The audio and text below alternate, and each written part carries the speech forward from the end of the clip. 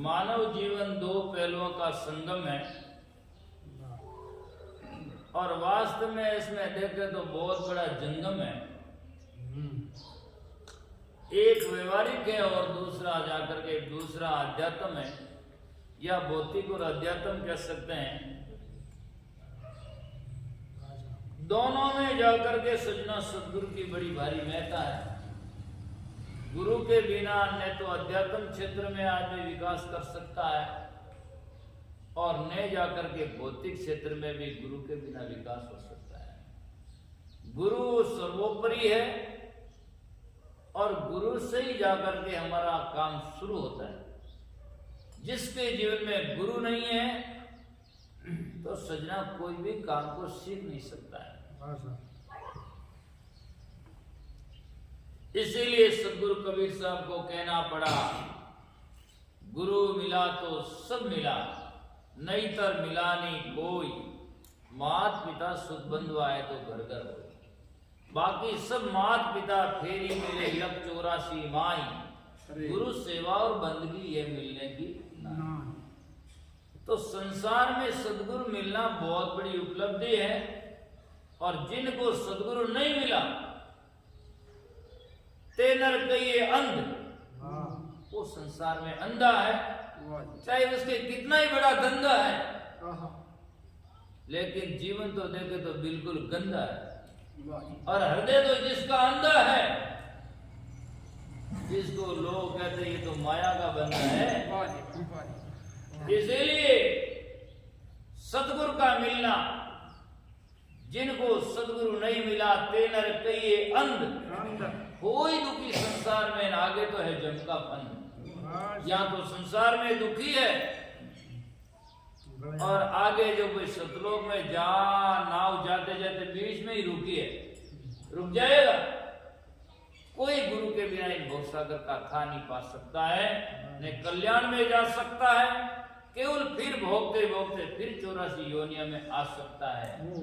इसीलिए साहिब कहते हैं, गुरुदेव आपने बलिहारी। किसी संत की वाणी उठाकर आप देखें और पढ़ें, किसी ने नहीं लिखा नेता साहब आपने बलिहारी, या बेई जी आपने बलिहारी, या सेठ जी ने बलिहारी, किसी ने नहीं लिखा। जहां भी लिखा है, अभी महाराज जी ने भजन गाया, प्रणाम गुरुदेव जी ने बारंबार, गुरुदेव को बारंबार प्रणाम है।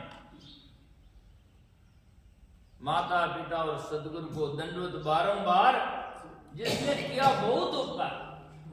संसार में जाकर के सजना ये व्यवहारिक जगत में तो माँ बाप मान होते हैं और अध्यात्म जगत में सदगुरु ही स्वरूप होते हैं। माँ बाप से हमारा जन्म होता है और वो लालन पालन करते हैं, लेकिन कल्याण नहीं होता। कल्याण तो सदगुरु से होता है, सदगुरु के ज्ञान से होता है। इसीलिए संत महापुरुष कहते हैं, गुरुदेव आपने बलिहारी बलिहारी।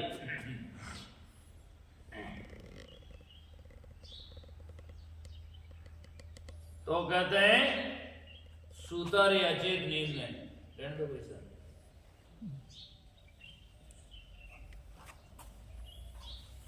सूतोरी अचेत नींद में जन्म जन्मांतरों की मोह निष्ठा, जिसको तुलसीदास जी महाराज लिखते हैं, मोह निशा सब सोवन हारे और देखे सपना अनेक प्रकार का। मोह की नींद में अनादिकाल से ये जीव सुता हुआ है और अनेक प्रकार का सपना देखता है, और सपना सपना ही होता है।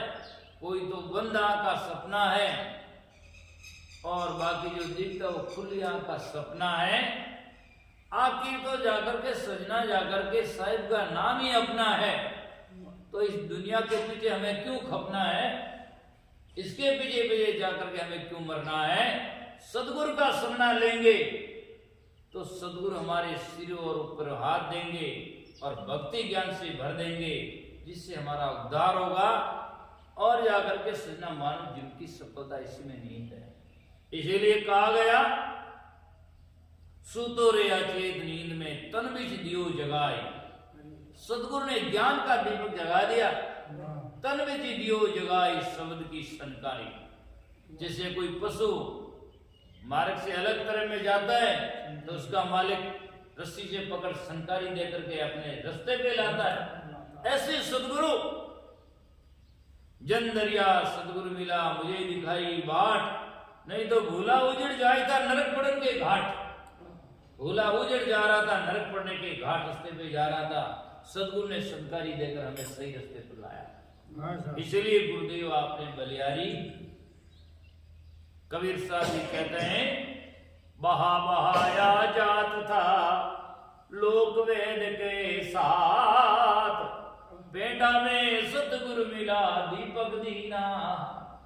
बहा बहाया जाता लोक वेद के साथ दुनिया के, और जाकर के सृजनो वीर अर्थात जाकर के वाणियां भी जाले और इसमें विवेक नहीं होता, उसी में फंसता है आदमी।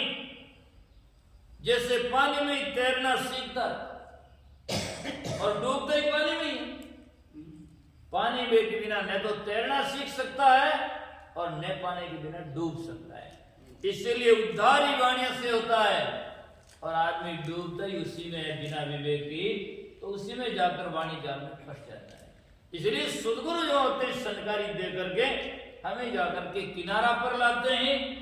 तन विच दियो जगाई शब्द की संकारी, अरे गुरुदेव आपने है बलियारी।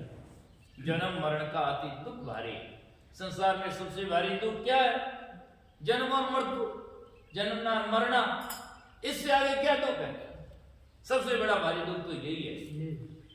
जन्म ही सबसे बड़ा भारी दुख है, और जन्म नहीं होता तो मरना होता ही नहीं।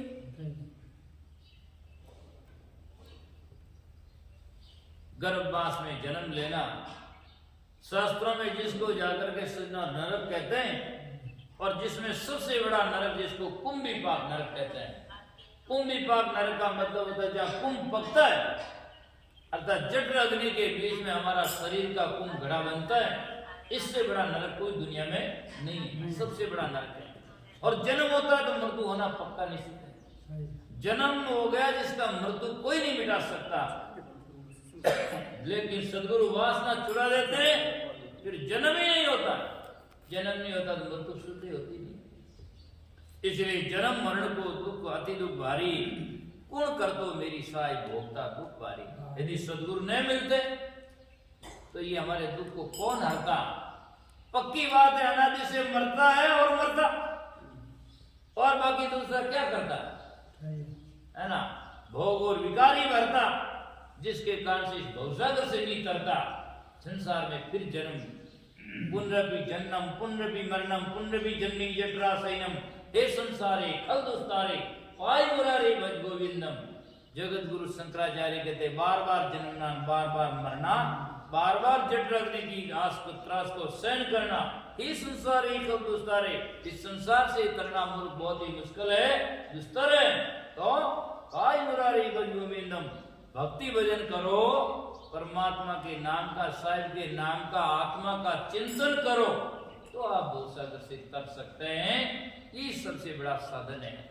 इसलिए कहा गया कौन कर दो मेरी साई भोगता दुख भारी। गुरुदेव आपने बलिया, इसलिए आप पर मैं बलिया जाता हूँ, वारणा जाता हूँ, निछावर करता हूँ। तन मन धन सब तेरा, सब कुछ है तेरा, और तेरा तुझको अर्पण क्या लागे मेरा। ऐसा कहना तो सरल ही है, लेकिन करना और रहना बहुत ही कठिन काम है। और मैं कहता रहता हूँ, बड़ौदी में तो मैं दूसरी बार सत्संग में आया हूँ, एक बार पहले यहाँ के ट्यूबवेल पर और आया था भगवान जी के। तो सजनों, परवानिया में मैं कहता रहता हूँ, आदमी सदगुरु के सामने जाता है और कहता है, गाता है, हे सदगुरुदेव सब आपका ही है, सब आपका ही है। और कागजा में देखे तो सब बाप का ही है, गुरु जी का नामो निशान ही नहीं है ना। कहता है, लेकिन देता कहाँ है जा करके। इसलिए संत महापुरुष कहते हैं कि बहुजल वयो जाओ तो पल में क्यों निहाल।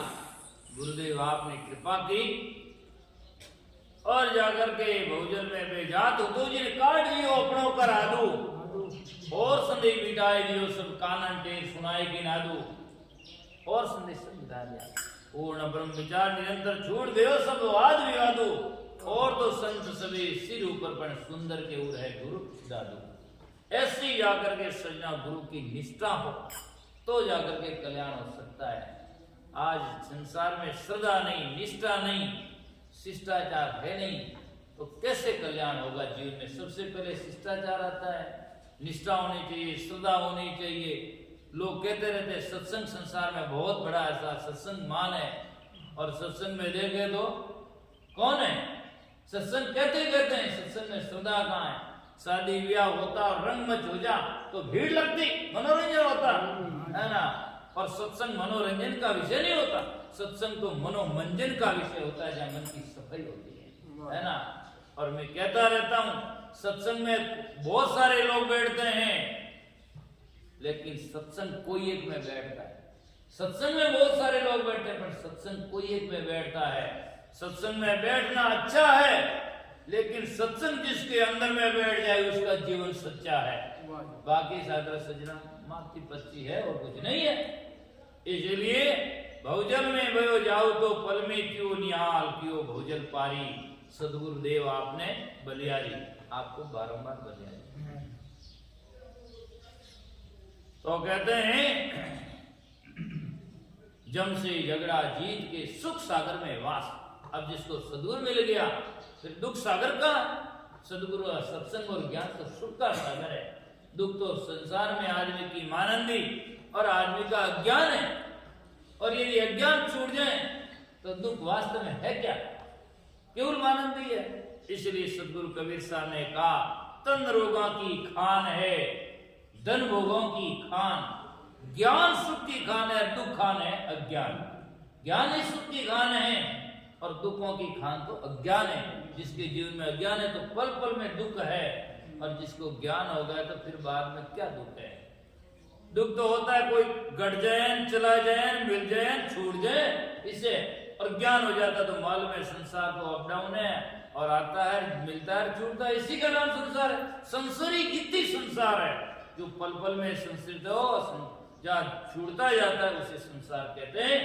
जो एक रस होता है उसे संसार नहीं, वो संसार का स्वामी चेतन आत्मा है।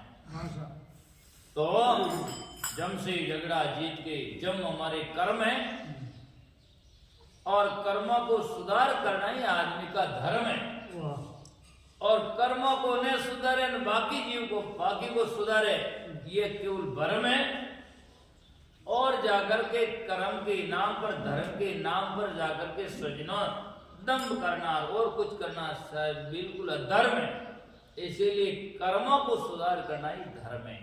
और कर्म चौदह माने जाते हैं, ऐसे लोग कहते हैं, और 14 यम माने जाते हैं। इस प्रकार से संसार में सजनों, तो संत महापुरुष कहते हैं जम से झगड़ा जीत के, कर्मों को जीत करके, अर्थात कर्मों को शुभ कर्म करके, और जो शुभ कर्म करते हैं उसको निष्काम भावना से किया जाए, ये मुक्ति का मार्ग है। शुभ कर्म क्या सर्गा जासी, अशुभ क्रिया 84, कै सुखराम भक्ति केर केवल परम धाम जन जासी। निष्काम कर्म जो होते हैं उसे भक्ति कहते हैं। तो इसीलिए उसमें आकांक्षा न हो, लेने की कोई भावना न हो, और भक्ति में लेना नहीं होता, भक्ति में देना ही होता है। और देने की भावना, जब लेने की भावना आ जाती है उससे भक्ति नहीं, उससे तो उधार कहते हैं। किसी संत गुरु की या देवी देवताओं की कहीं पूजा करो और लिजा रुपया धरो, फिर उनसे हजारों की आशा करो, ये कोई वास्तविकता थोड़ी है। वास्तविकता तो होती है सब कुछ तेरा, सब कुछ मेरा, कुछ नहीं है। सब कुछ आपका हो, शायद मेरा है कछु नहीं, सब आपका है, मेरा कुछ भी नहीं है। और ऐसी भावना हो तो फिर किस बात का झंझट है, और झगड़ा किस बात का? सब आपका है, तो जा रहा तो आपका है, मेरा किस बात का है? कुछ नहीं। इसलिए धर्मदास की विनती, दुर्बल करे पुकार, दुर्बल करे पुकार, आदत सुनी अब मेरी गुरुदेव आपने बलियारी है। तो वास्तव में सजना ऐसे संत जिसको मिले, गुरु मिले, उनको बारंबार बलियारी है। और उनके भजन सुनने वाले, सत्संग सुनने वाले, वो भी धन्यवाद के पात्र हैं। इसीलिए कहा गया, एक समरथ राम जी संत महापुरुषों ने भजन लिखा कि संतों रे चरण शरण नित आवे। संतों ने जो चरण शरण में नित आते हैं, हमेशा आते हैं, संतों की चरण शरण नित आवे, धन कमाइए वारी, उनकी भी धन्य कमाई है। धन कमाइए वारी, समरथ राम अखंड गुरु आशा, जुग जुग शरण तुम्हारी। अरे संतों ने है बलियारी, उनका दर्शन किया दुर्मति होवे दूरा, सत्संग किया सुख भारी। उनके सत्संग करने से तो भारी सुख की प्राप्ति होती है। भारी सुख संसार में आत्मज्ञान है, और वो संत महात्मा का सत्संग से बोध होता है, अन्यथा जिंदगी होता है, लास्ट में बहुत रोता है, फिर भी कुछ नहीं होता है। इसीलिए पहले सचेत होकर के अपने जीवन को शुभ कर्मों में